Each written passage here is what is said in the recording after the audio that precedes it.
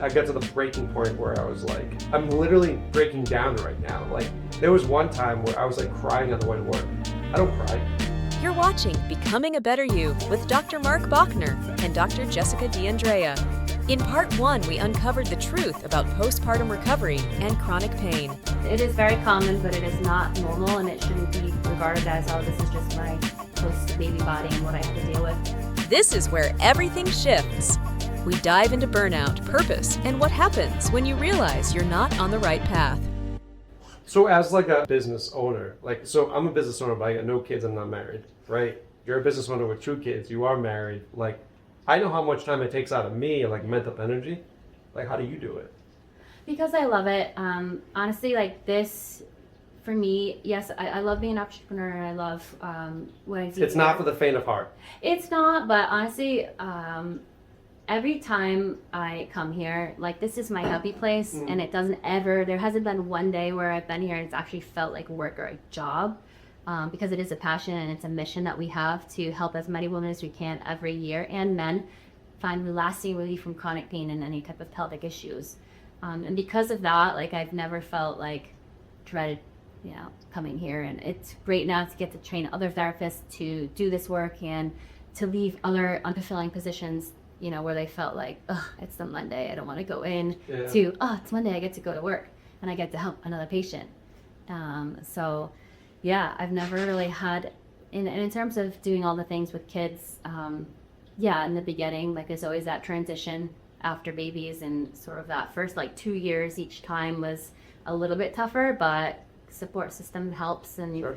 Again, if I didn't have this, I think I personally would be, what am I gonna do this? Like I'm gonna be home all day with my baby, like love my babies, but like I needed this stimulation of like, Different parts of and your the life. feeling of helping someone. Yeah, like that got me through, knowing that I had this beautiful business and this is my first baby, and I'm very proud of it, and just still like every day coming in and excited and get ideas, and and hearing patients too, like, and how they find us, and it's always a different way, but hoping to continue to kind of make positive change, and to even help just one more person a day is so fulfilling. So, and I'm sure you feel that way too. You were in PT and now you're on the other side of it as a business owner. Yeah.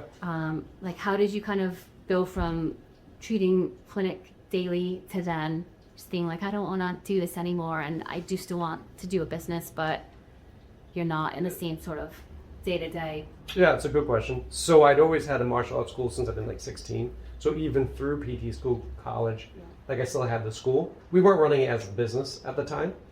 And then obviously when you get out of school, you're excited. Like, I mean, you're working more than 40 hours a week as a new therapist, because you want all the monies. Sure. And then you're like, it's not comfortable. Yeah, well, if I knew what I knew about money now and that back then, I'd be rich. But anyway, so you're working out, and then I would go to the studio like after that.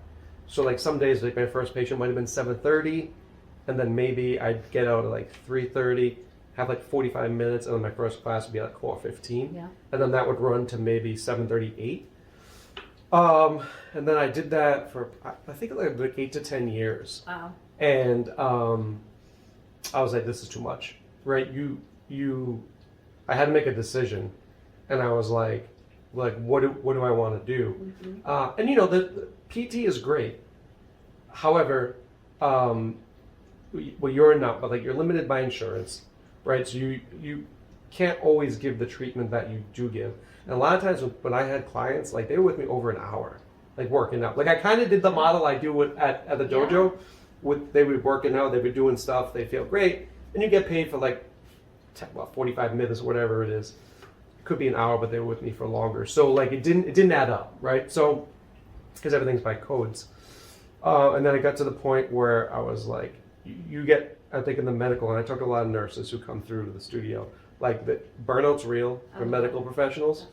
So I'd experienced that, and I was like, I gotta make a choice. Like, what do I want to do? And it got to the point where, like, I started dreading going in. Not because of the patients. Right. Just like, this is the caseload. And for me, like, and I think a lot of men, like we're problem solvers and we want to fix things. And you know, it was always like you'd fix 6 patients, the 7th, 8th, 9th came in, Right. and just repeat. And then like you didn't get to see them like long term. You couldn't, Right. yeah. You couldn't. So I was like, I got to the breaking point where I was like, okay, I'm literally breaking down right now. Like there was one time where I was like crying on the way to work. I don't cry, right? And I was like, okay, like this is, and you know, I listened to a lot of like metaphysical stuff, and it was because I wasn't following my passion. Like I wasn't physically on the track I needed to be on. And that when I was like, okay, like this is like That was that. like a wake up. This is my body telling me that, like, I think I remember going to the gym, getting dressed, starting to drive to the clinic. I still went, obviously, and like crying in the car. And I was like, wait a minute, like this is not, you know. So it's the way the universe is like, hey, you're not on the path you're supposed to be to help the most people you want to help. That's a cool story, though. I never knew that. Yeah, don't tell anybody. I promise. It never leaves this episode. It's just the people listening. Yeah, so I got to that point, and I remember I had like a meeting with my parents. I remember I was like, hey, can you guys come? And I'm usually pretty like, this is what I'm going to do. I must have been probably early 30s at that time. I remember my girlfriend at that time was like at the house too, but I just was talking to my parents. And I was like, I got to make this switch. Right, I can't. I mean, at that time, I was supporting them, like paying that for the mortgage of the house. Wow. Yeah, so they were definitely supportive of it. They could see, like, and I'm not, like, I don't make like rash decisions. Like, I'm pretty logical about how I do things, and so I did it. And then, you know, I switched to like part time, and then I started doing the business, and that's when I started to understand like what it is to be an entrepreneur, Right. because like I could teach the classes and open the school and close it, but like I was like, okay, like what's marketing? I remember like what's copy? Like, oh, copy is like the sales writing you use, right? Like how do you market? How do you do copies? Like how do you do selling? I had to learn all of that, and I've grown so much just because I had to do that stuff to survive. Right. And then that was my transition into what we were doing. So I was part-time PT. And then when COVID hit, I had a priest I was working with. He since passed, but we can say as of Father Joe, Joseph Hager, who was going to marry us, by the way.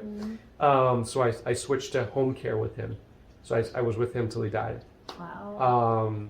And then once he passed on, I stopped that, and now I was totally at the studio. And I was only with him twice a week, Yeah. you know, for the mornings. Yeah. But because I promised him, I was like, I'll be there till the end. You know, he's like, you always said you would be. And I was like, yeah. But that's what we do as PTs, Sure. right? Like you help people, you know, and it's obviously some of my greatest friends are the PTs that I went through in PT school, right? Because Oh, yeah. if you're going It's like no other. honestly, I tell people, my mom just passed a couple months ago, and I tell people, I grew up twice in my life. When I went through PT school, and then when my mom died. Yeah. Like those are the 2 times where I was like, yeah, I became more of a man, you know. But yeah, we still talk to them today. But anyway, going through that process, like that made me a man, right? Like this is what I have to do. You have to get up. You have to do this. I wouldn't change it for anything, you know. And it's still, useful information. It's like learning about the body and I use it every everything. day. Yeah, it's You know? part of health and fitness, and there was some gaps in that education too. I'm sure, like they don't like touch on connective tissue, and that's pretty much what we're known for here. Yes. Chronic pain and all those things, but So I was a chronic pain therapist. That's what I Were did. you? Okay. Yeah. So I worked with the physiatrist. okay. So like I only saw chronic pain patients. So like if you gave me a hip replacement, I'd be like, does the doctor have a protocol for this? Right. But if you gave me someone in chronic pain, I got you. Yeah. You know, so I kind of ended up falling into that and specializing into that. But yeah, so, and again, like, and that was really rewarding too, because at that point they were probably, I was the 34th therapist they'd seen. Yeah. So I can't use the same things that like they use, because they'd be like, this was the same thing. Right. You know, so we did a lot. That's what actually led me to myofascial release, but very basic. And a lot of like trigger point massage, which Okay. we didn't cover in PT school really at all. Yeah. You know. Yeah, I think my school did have like maybe one lab on it, on Trigger Point. And Our lady was sick, so we never got it. Oh, okay. The lady who was coming in to teach us massage never came. And there was the massage thing, but I never really ended up using it in practice. I really early in my career found this approach, and it just kind of changed everything for me. I did used to go in very much looking at my clock and how many hours to go, and I wasn't loving it like I thought I would. And I did nursing home on the side back in Westerly, and a little extra money, which was great, but I really hated that kind of care. Yeah. Loved older people, but it just felt so, to me, very boring, and you couldn't really work with them like fitness-wise, or I couldn't. I was designated to evaluations only, and assistants got to do the more fun stuff and like actually take them through, Do you think you were meant to be an entrepreneur? I think I was, because I think that, looking back, I mean, it's on, higher hands than mine, but I love to teach. I love to learn. I love to implement. I love to kind of like see the plan through, but I like it my way. I want the best for people, and I couldn't be confined in those walls and that model anymore, because I knew coming in those doors, my day was already set for me, which meant there was a tech or an aide who was putting people on hot or cold packs. I didn't tell them to do that. Or setting an ultrasound. I didn't say I want ultrasound. Like, why would I do? But it was really a system to give therapists time to document. Mm-hmm. Go. They Another put a reason patient I on the wanted to bike. leave. Oh, you have Yeah. to do this eval. Well, that patient's on the bike, but who's what? Like, so there was just so many things like that where it was like this inner battle of like, I don't want to even do this stack of notes on my, desk, because I'd rather be out there treating the patient. And now at this point, I don't treat as much. I treat a day and a half a week. But that day and a half, I'm fully with those people. Like, I'm not typing in front of them. I'm there connecting, listening. We have private rooms because people are, expected to have emotions, and like terrible things that happen. Like, they might have had some trauma. They might have, been set back by something, or, chronic pain can take a toll. Yeah. And so we want them to feel confident and comfortable, and be able to be vulnerable and express those emotions. Whereas if you're out in a place where most clinics are, like, it's not to knock it, but you're out in an open setting, you're not going to want to be as vulnerable in front of 10 other patients that can see you as you would be just one-on-one with a therapist. Well, I think too that like when because you don't take insurance. We don't take Yeah, yeah. insurance, and I never will. So, I never. so your model has to be different, because you need to get a higher level of service and ambiance, right? Because you're basically what I do, but you do therapy, right? Like, so we're more like, we want to get an outcome for a patient, right? Like, we're a place to come for an outcome. Nobody wants physical therapy. That's like a grudge purchase. Nobody wants to buy it, and I'm right there with. I want to buy feeling better. Like, I want to buy like getting back to snowboarding or hiking or whatever it is.